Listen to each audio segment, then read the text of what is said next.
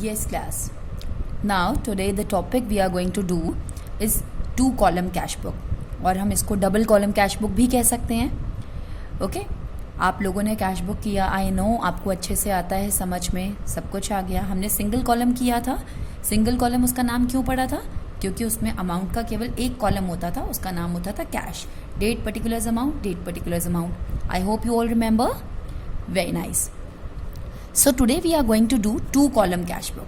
Very simple, same funda, इसमें कुछ नया नहीं है. बस हमें ध्यान किस बात का रखना है, क्योंकि ये 2 कॉलम है इसलिए अमाउंट के 2 कॉलम्स बनेंगे, बस इतना ही डिफरेंस है.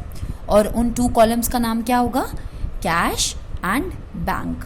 Same proforma, date particulars LF, cash bank, date particulars ledger folio, cash and bank. Same फंडा, debit credit. Debit means increase, जब जब पैसा आएगा. सिंगल कॉलम में केवल हम कैश पर ध्यान देते थे, यहाँ पर हमें 2 आइटम्स पर ध्यान देना है, कैश पर भी और बैंक बैलेंस पर भी. बिजनेस है आपका, आपके 2 चीज़ें चलती हैं, एक तो ड्रॉर में पड़ा हुआ कैश और एक आपके बिजनेस अकाउंट में पड़ा हुआ कैश, यानी कि बैंक में जो आपने बिजनेस के नाम से खाता खोला है. फॉर एग्जाम्पल अभिषेक शर्मा ने अपनी शॉप अपने नाम से खोली हुई है, अभिषेक शर्मा एंटरप्राइजेस. तो एक तो इनके ड्रॉर में जो पड़ा हुआ कैश है वो, और एक इन्होंने जो बिजनेस का अकाउंट खोला है बैंक में, अपना पर्सनल नहीं, बिजनेस का, अभिषेक शर्मा एंटरप्राइजेस अकाउंट. इन्होंने HDFC बैंक में एक अकाउंट खोला है अपने बिजनेस के नाम से. उसमें होने वाली ट्रांजैक्शंस ही हमने रिकॉर्ड करनी है. अगर उस खाते में यानी कि अकाउंट में पैसा आएगा तो डेबिट साइड, अगर उस खाते से अकाउंट से पैसा जाएगा तो क्रेडिट साइड. ड्रॉर में पैसा आएगा तो कैश के डेबिट साइड, ड्रॉर में से पैसा जाएगा तो कैश के क्रेडिट साइड. सबको ये चीज़ें बहुत सिंपल हैं, अच्छे से आती हैं. क्वेश्चन नंबर 5 से स्टार्ट करते हैं, आपको और क्लैरिटी हो जाएगी. 2 column cash book, page number 10.38. Question number 5. Record the following transactions in double column cash book and balance the book on 31 मार्च. आपको यहाँ पे एंटरप्रेन्योर का या शॉप का नाम नहीं दिया है. In the books of put dash dash dash 2 column cash book.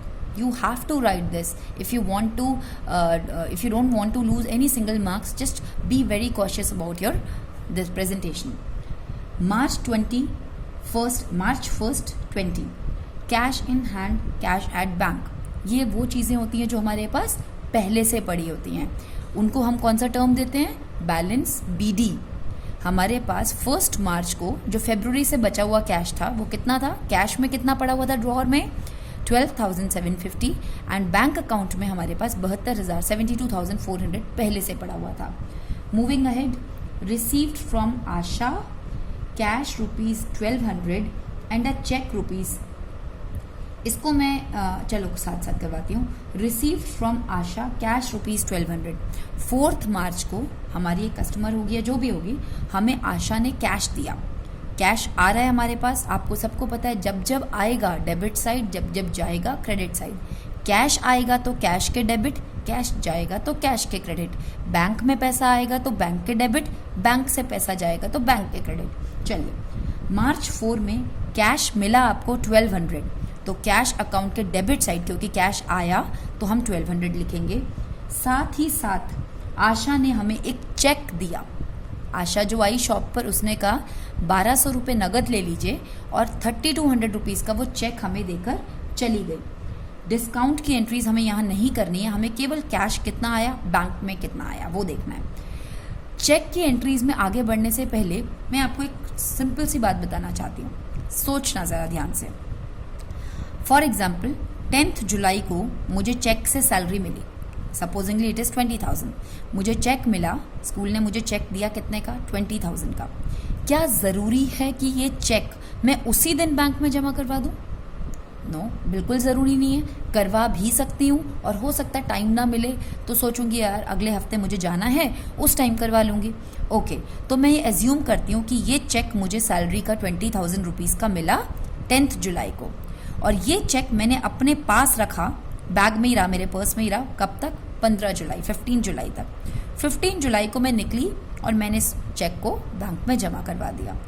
क्या आपको कुछ मेरी लॉजिक समझ आ रहा है? आपके बैंक अकाउंट में चेक कौन सी डेट को गया? 15 जुलाई को, ना कि 10 जुलाई को. हमें बैंक के बैलेंस को तब बढ़ाना होता है जब आपने बैंक में जमा करवा दिया। आपको किसी ने चेक देकर चला गया, इसका मतलब ये नहीं कि बैंक में बैठे बैठे पैसा आ गया। मैं आपकी शॉप पर आई और एक सामान खरीदा और 2,000 रुपये का चेक दे गई। जैसे ही मैंने चेक दिया, क्या आपके पास पैसा आ गया? क्या पता चेक बाउंस हो जाए। तो आपने बैंक अकाउंट को तब तक नहीं छेड़ना है जब तक आप चेक बैंक में ना डाल दें। अब तो यानी कि ये चेक जो है, जो मुझे 10 जुलाई को मिला, इसकी एंट्री 10 जुलाई को नहीं होगी। बैंक कब बढ़ेगा? 15 जुलाई को। मेरा बैंक का बैलेंस इंक्रीज कौन सी डेट को होगा? जिस दिन मैं इस चेक को क्लियर हो जाएगा या बैंक में चला जाएगा। क्या समझ आ गई? लेकिन अगर किसी क्वेश्चन में मुझे 2 सेपरेट डेट्स ना दी हों, चेक रिसीव्ड एंड बोला है, बस चेक मिला and no further info about depositing it, और कोई फर्दर इन्फॉर्मेशन नहीं दी कि कब डिपॉजिट किया, ऐसे में हम ये एज्यूम करेंगे कि जिस दिन हमें मिला उसी सेम डे को हमने डिपॉजिट कर दिया। जिस दिन हमें मिला उस दिन हमने सेम डे को डिपॉजिट कर दिया, तभी तो उन्होंने आगे की कोई इन्फो नहीं दी है। समझ आई? अगर हमें कोई इन्फो नहीं दी कि 10 जुलाई को मिला था, 15 जुलाई को किया, तो ऐसे केस में हम ये एज्यूम करेंगे कि 10 जुलाई को ही मिला और उसी दिन मैंने जमा करवा दिया।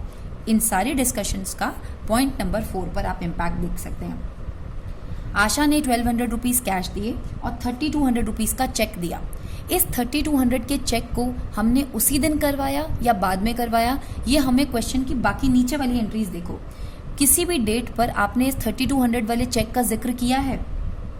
आगे 7 मार्च, 9 मार्च, 12 मार्च, 16, 21, 24 किसी डेट पर जिक्र नहीं किया है। दैट मीन्स कोई इन्फॉर्मेशन नहीं गिवन है। हम क्या मान लेते हैं कि हमने सेम डे को ही चेक को डिपॉजिट करवा दिया और बैंक अकाउंट को हमने बढ़ा दिया। किसने दिया था? ये आशा ने। आशा ने 1200 रुपये कैश दिए, 3200 का चेक दिया, जो कि हमने उसी दिन बैंक में डिपॉजिट करवा दिया। इसके बाद है सैलरी दी स्टाफ को चेक से। चेक से दी, पैसा आ रहा है या जा रहा है? पैसा नहीं आ रहा है मैम, बैंक से जा रहा है। तो हम यहाँ सैलरी लिख के बैंक से 25,600 रुपये दे देंगे। हम उसी टाइम, जब हमने जैसे एम्प्लॉयज़ को चेक दिया, हम उसी टाइम बैंक को घटा देंगे। रीज़न उसका, क्योंकि हो सकता है एम्प्लॉय घर जाते जाते ही चेक अपना क्लियर करवा ले। तो ऐसे में आप यहाँ पर जब देंगे चेक तो उसी टाइम आप माइनस कर देंगे।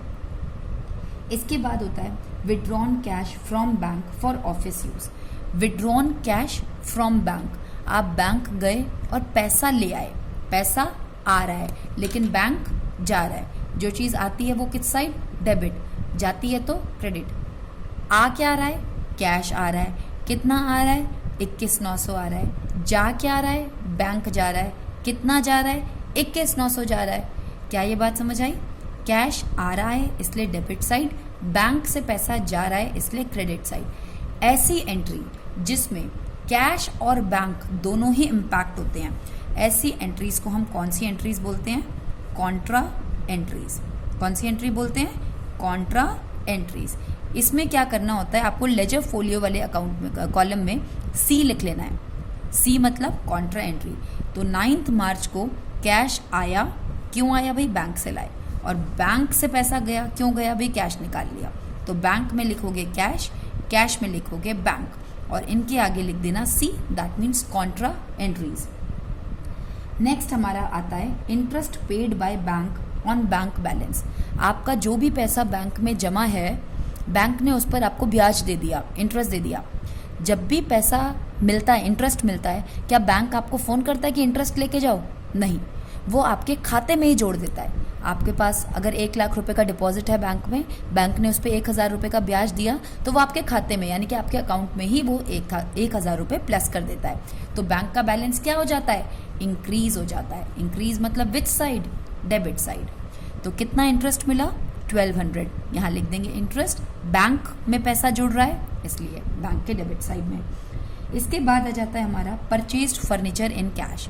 पैसा गया क्योंकि हम फर्नीचर खरीद के ले आए, तो 16,500 से माइनस साइड में।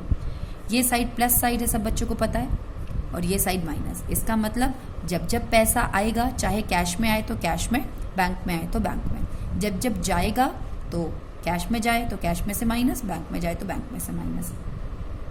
Paid to Mohan by cheque. अब हमने मोहन जी को चेक दे दिया, चेक दिया है, कैश नहीं दिया है, तो बैंक में से आप 10,900 को हटा दीजिए। डिस्काउंट इग्नोर करना है। Proprietor withdrew from office cash for his personal use. जो ओनर था दुकान का, उसने दुकान के ड्रॉर से कुछ पैसा निकाल लिया। बिजनेस के पास पैसा आ रहा है या जा रहा है? बिल्कुल जा रहा है मैम। क्यों जा रहा है? क्योंकि प्रोपराइटर ने क्या कर लिया? ड्राइंग कर लिया। कौन सी डेट को? 24 मार्च को। इसके बाद आ जाता है sold goods to Manoj for cash. दुकान पे कस्टमर आया मनोज, उसको हमने कैश में सामान बेच दिया। तो आप क्या लिखेंगे यहाँ पे? नाम तब लिखते हैं जब उधार पे बेचते हैं। आपने तो कैश में बेचा है, कैश आपके पास आ रहा है। क्यों आ रहा है? सेल करिए, sales account. Okay, then is your deposited office cash in bank. Office से कुछ कैश निकाल के बैंक में जमा करके आ गए। ऑफिस से पैसा गया और बैंक में पैसा आया, तो बैंक तो इंक्रीज है, तो बैंक के इंक्रीज साइड पे डाल देना। और कैश डिक्रीज है, कैश के डिक्रीज साइड पे। इंक्रीज साइड कौन सी होती है? बोलो बोलो, डेबिट। और डिक्रीज साइड क्रेडिट। तो बैंक में पैसा आया 21,200 आप डेबिट साइड में, कैश में से गया। अगेन इसमें बैंक और कैश इम्पैक्ट हो रहे हैं, तो आप क्या लिखेंगे एंट्रीज के आगे? कॉन्ट्रा सी। और आपको पता है कैश में लिखा है तो बैंक और बैंक में लिखा है तो कैश। सारा क्वेश्चन डन। टोटलिंग करना शुरू करेंगे। कैश का हमेशा डेबिट साइड बड़ा रहता है। टोटल किया 650 आया, यानी कि पूरे महीने में इतना कैश आया दुकान के पास। ये तीनों खर्चे मिलाकर चले गए। जो पैसा बचता है उसको हम क्या कहते हैं? Balance CD। बैंक का कोई भी साइड बड़ा हो सकता है, क्योंकि हो सकता है बैंक में उतना आया ना हो जितना चला गया हो। आपको सबको पता है दुकानदारों के पास बैंक का करंट अकाउंट भी होता है। तो कई बार ऐसा होता है कि बैंक में जितना पैसा आया, बैंक फैसिलिटी देता है कि आप उससे ज़्यादा निकाल सकते हो, कर्जा ले सकते हो, वापस कर देना। तो बैंक का बैलेंस में अराइज ऑन ईदर साइड्स। अब बैंक की बात करते हैं। इस क्वेश्चन में बैंक का यहाँ का डेबिट साइड में, यानी कि बैंक में पूरे महीने में 98,000 रुपीज़ आए और ये 1, 2, 3 ये तीनों खर्चे करने के बाद भी बैंक में कितना बचता है? 39,600। उसको हम क्या बोलते हैं? Balance CD। ये मार्च का महीना खत्म हो गया। ये बैलेंस CD अगले महीने 1 अप्रैल को क्या बन जाएगा? Balance BD। कैश वाला कैश में, बैंक वाला बैंक में। आई होप ये आपको बहुत अच्छे से क्लियर हो गया। क्लास में भी हम इसको करेंगे। Over for today's class. Bye bye, take care बेटा।